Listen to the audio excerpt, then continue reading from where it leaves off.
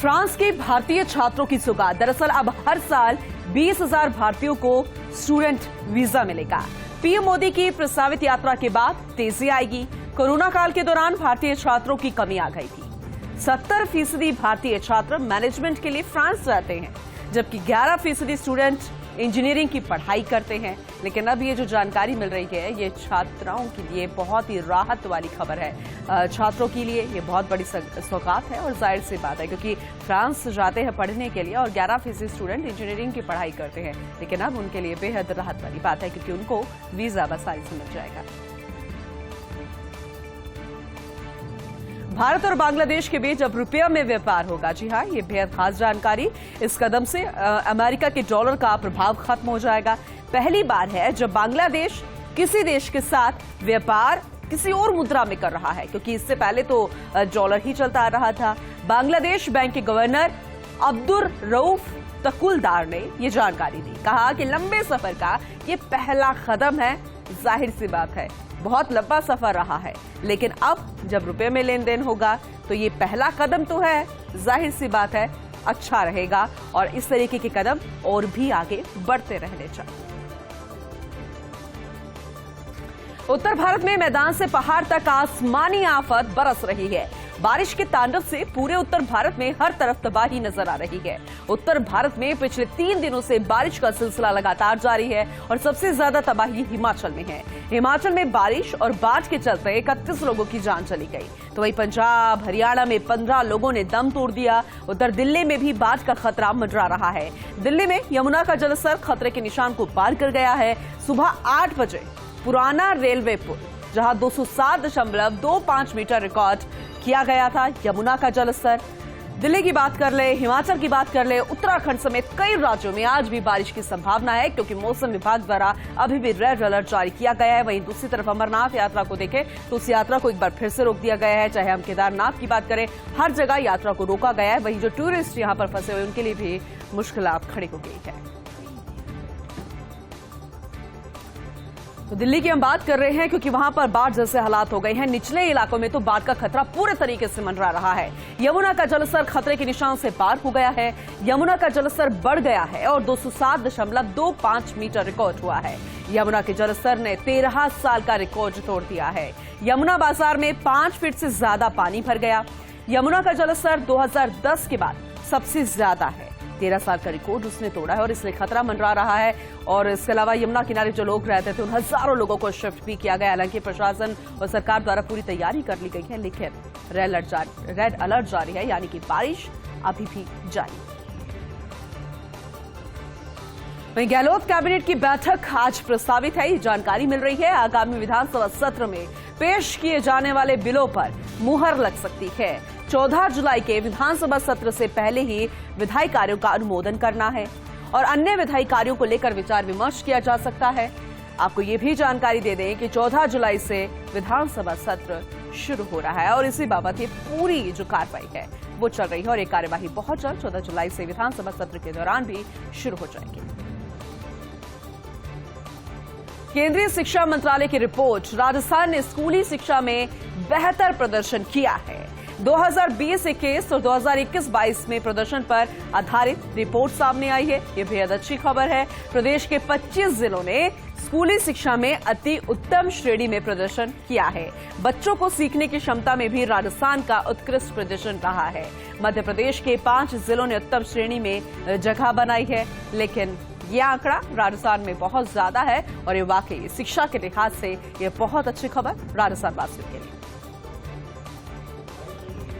बेंगलुरु में होगी विपक्षी दलों की बैठक। दरअसल 17 और 18 जुलाई को यह बैठक बुलाई गई है। जानकार सूत्रों के हवाले से खबर है, सोनिया गांधी भी इस बैठक में शिरकत कर सकती हैं। कई और विपक्षी पार्टियां इस बैठक में शामिल होंगी। 8 से 10 और क्षेत्रीय पार्टी इस बैठक में शिरकत कर सकती है। इससे पहले भी विपक्षी दलों की बैठक हुई थी।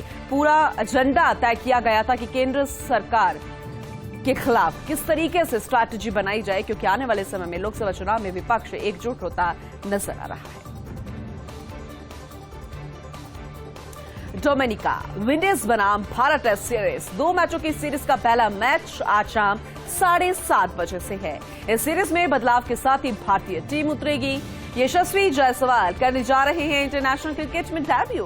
कप्तान रोहित शर्मा के साथ ओपनिंग करेंगे यशस्वी। वह तीसरे नंबर पर जिम्मेदारी संभालेंगे शुभमन गिल। सिराज, शार्दुल, मुकेश, जयदेव जैसे कम अनुभवी प्लेयर्स के साथ उतरेगा भारत। वहीं मैच में बारिश होने की संभावना 60% है, लेकिन देखना होगा क्योंकि हर कोई एक्साइटेड है। 7:30 बजे को लेकर ये मैच शुरू होगा। झीलों की नगरी उदयपुर का कमाल, दुनिया का दूसरा सबसे पसंदीदा शहर हमारा उदयपुर बन गया है। जी हां, राजस्थान में झीलों की नगरी के नाम से मशहूर है उदयपुर, देश और दुनिया में विख्यात है। और अब दूसरे नंबर पर सबसे पसंदीदा शहर, दुनिया भर में 25 पसंदीदा शहरों की सूची जारी की गई है। मैक्सिको के शहर ओसाका को पहला स्थान मिला है, लेकिन उदयपुर को दूसरा और मुंबई को मिला है 10वां स्थान। ट्रैवल प्लस लेजर जारी की गई देश की 5 बेहतरीन रिजॉर्ट की सूची, और 5 में से 3 उदयपुर के रिजॉर्ट्स शामिल है, और ये वाकई में गौरवान्वित पल है। अब पर्यटक नाहरगढ़ में भी निहार सकेंगे बघेरों की अटखेलियां। जल्द ही शुरू होगी राजधानी की तीसरी लेपर्ड सफारी। वन विभाग ने नाहरगढ़ में सफारी के 2 रूट जो हैं अनुमोदित कर दिए हैं। इसके तहत ये जानकारी है कि नाहरगढ़ लेपर्ड रिजर्व 5240 हेक्टेयर का होगा। इसमें करीब 15 किलोमीटर का सफारी क्षेत्र ही होगा, यानी पूरा 15 किलोमीटर का। रूट नंबर 1 जिसमें किशनगढ़ बाग से माइला बाग तक रूट रहेगा। रूट नंबर 2 जिसमें बायोलॉजिकल पार्क से औधीराम सागर तक रहेगा। नाहरगढ़ में फिलहाल वर्तमान में करीब 19 लेपर्ड का विचरण है। झालाना है, आमागढ़ की बढ़ती लोकप्रियता के चलते तीसरे रिजर्व पर अब से काम होना शुरू हो गया है, और वन्य प्रेमियों में इस खबर के बाद खुशी की लहर है। प्रदेश कांग्रेस सेवा दल की बैठक में निर्णय लिया गया है कि 28 जुलाई से राष्ट्रीय चुनाव प्रबंधन प्रशिक्षण शिविर माउंट आबू में आयोजन किया जाएगा। 18 अगस्त से विशारद कैंप का आयोजन है, और 15 जुलाई से 15 अगस्त तक विकास विश्वास यात्रा प्रत्येक जिले में प्रत्येक बूथ पर प्रभात फेरी निकाली जाएगी। महंगाई राहत कैंप को लेकर ये जानकारी दी जाएगी। प्रत्येक ग्राम पंचायत में बूथ प्रेरक टीम का गठन होगा। 30 सितंबर तक सभी जिलों में सेवा दल के ट्रेनिंग कैंप लगेंगे। 20 जुलाई तक सभी ग्राम पंचायत बूथ कमेटी का गठन कर मुख्य बूथ प्रेरक भी बनाए जाएंगे, यानी पूरे तरीके से एक्टिव मोड पर। जो जानकारी फिलहाल ग्राउंड पर दी गई थी, वो ग्राउंड पर सभी कार्यकर्ता अपनी जिम्मेदारी को बखूबी निभाते नजर आ रहे हैं, यानी संगठन भी अब मजबूती पर लौट आया है।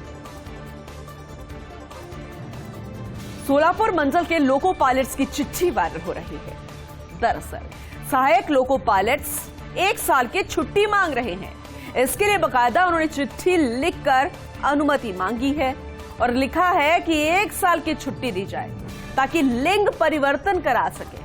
हमें पुरुष होने की वजह से भेदभाव का सामना करना पड़ता है और सुविधाओं से भी वंचित रखा जाता है, जिसके कारण हम मानसिक रूप से परेशान हैं। चिट्ठी में महिलाओं को मिलने वाली सुविधाओं का भी जिक्र है, और ये वाकई में हैरान करने वाला मामला सामने आया है। और ये जो चिट्ठी बकायदा लिखी गई है, ये वायरल हो रही है। तरह तरह के रिएक्शंस सामने आ रहे हैं। एयर इंडिया की फ्लाइट में फिर से यात्री का बवाल। पहली बार ऐसा नहीं हुआ, इससे पहले इस तरह की घटनाएं आती रही हैं, लेकिन इस बार सफर के दौरान यात्री ने क्रू से मारपीट कर डाली। पहले गाली गलौज होता था, लेकिन अब इस तरह की घटनाएं। गेट को तोड़ दिया गया, केबिन क्रू को अन्य यात्रियों की मदद से व्यक्ति को पकड़ना पड़ा। नेपाली नागरिक द्वारा बवाल करने पर बार बार चेतावनी दी गई, लेकिन वह फ्लाइट में मौजूद क्रू मेंबर से मारपीट पर उतारू हो गया। मंगलवार को कनाडा के टोरंटो से दिल्ली आ रही थी एयर इंडिया की फ्लाइट। नेपाली नागरिक महेश सिंह पंडित ने सफर के दौरान हंगामा करना शुरू कर दिया। पहले यात्री ने अपनी सीट बदली, उसके बाद क्रू मेंबर्स के साथ गाली गलौज की। मामला इतना नहीं रुका, उसने मारपीट करनी, गेट तोड़ने जैसी घटना को भी अंजाम दिया। फिलहाल पूरे मामले में दिल्ली पुलिस ने एफआईआर दर्ज कर ली है। कुख्यात बदमाश राहुल मीणा की दुकान और ढाबे पर बुलडोजर चल गया है। जी हां, किशनबाग में बदमाश के ठिकाने पर यह पीला पंजा चला है। किसी बदमाश के ठिकाने पर बुलडोजर चलाने की जयपुर कमिश्नरेट में यह पहली कार्रवाई है। डीसीपी नॉर्थ राष्ट्रीय डोगरा जूडी ने यह योजना बनाई थी। एडिशनल डीसीपी नॉर्थ धर्मेंद्र सागर ने योजना को अंजाम दिया। विद्याधर नगर थाने का हिस्ट्री शीटर और हार्डकोर बदमाश है राहुल मीणा। राजबासा में भी राहुल मीणा को निरुद्ध किया जा चुका है।